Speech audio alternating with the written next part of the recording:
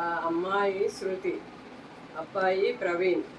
వారు ఒకరోజు కుక్కను పెంచుకుందాము అని మారం చేశారు. వినపడుతుందా?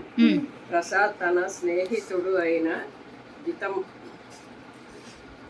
జితమన్యు కుక్కకి 9 పిల్లలు పుట్టాయని మొన్ననే విన్నాడు.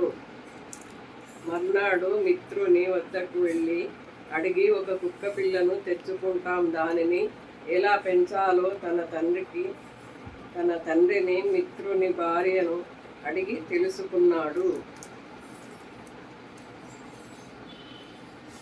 తెచ్చి కుక్క పిల్లను పిల్లలకు ఇవ్వగా వారు దానికి నిమ్మి అనే పేరు పెట్టారు.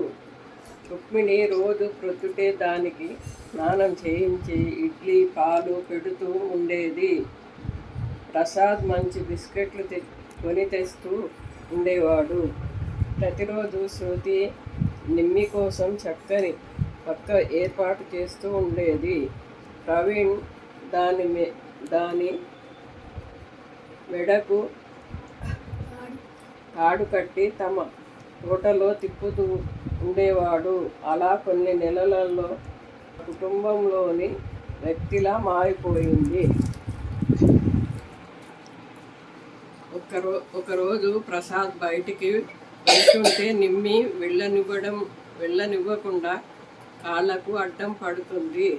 వెళ్ళవద్దన్నట్లు అరిచి అతని ప్యాంటు పట్టుకొని వెనక్కి లాగుతుంది. ప్రసాద్ తన భార్యని పిలిచి, ఏమిటి ఈరోజు నిమ్మి ఇలా ప్రవర్తిస్తుంది, లోపలకు తీసుకెళ్ళు అని చెప్పాడు. రుక్మిణి నిమ్మిని పట్టుకొని లోపలికి వెళ్ళాక ప్రసాద్ బయటికి వెళ్ళాడు. ప్రసాద్ బయటికి వెళ్ళినప్పటి నుంచి నిమ్మి ఏమి తినలేదు, త్రాగలేదు. బాధగా బయటకు చూస్తూ అరుస్తూనే ఉంది. ప్రసాద్ బయట నడుస్తూ ఉండగా అతనిని వేగంగా ఒక బండి వచ్చి గుద్దింది. దానితో ప్రసాద్ కింద పడిపోయాడు. అతని ప్రక్కనే నడుస్తున్న వ్యక్తి ప్రసాద్ కాలికి పెద్ద గాయం అయ్యి రక్తం కారుతూ ఉండడం చూసి దగ్గరలో ఉన్న ఆసుపత్రికి తీసుకువెళ్ళి కట్టు కట్టించి ఇంటి వద్ద దింపాడు.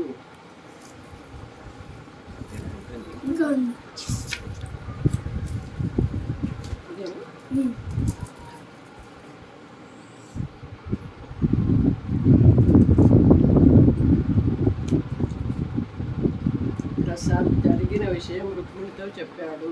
నిమ్మి తనని ఎందుకు బయటకు వెళ్ళవద్దని హెచ్చరించిందో అర్థమైందని చెప్పి దానికి తన చేతులతో అన్నం పెట్టగా అప్పుడు నిమ్మి ఆకలితో తొందరగా కడుపు నిండా తిన్నది. మరొక రోజు ఇంటిలోకి వస్తున్న దొంగలను గమనించి నిమ్మి వారిపై పోట్లాడింది. ఆ దొంగలు ఒక కర్రను దానిపై విసరగా దానికి గాయమయ్యింది. అయినా ఆ బాధ ఓర్చుకొని మరీ వారిని తరిమేసింది. నిమ్మి విశ్వాసానికి ప్రసాద్, రుక్మిణి, శృతి మరియు ప్రవీణ్లు చాలా సంతోషించి అప్పటి నుండి దానిని మరింత ప్రేమగా పెంచుకోసాగారు. అప్పుడప్పుడు నిమ్మితో సహా ప్రసాద్ మరియు వారి కుటుంబ సభ్యులు తన స్నేహితుడైన జితమన్యు ఇంటికి వెళుతూ ఆనందంగా ఉండేవారు.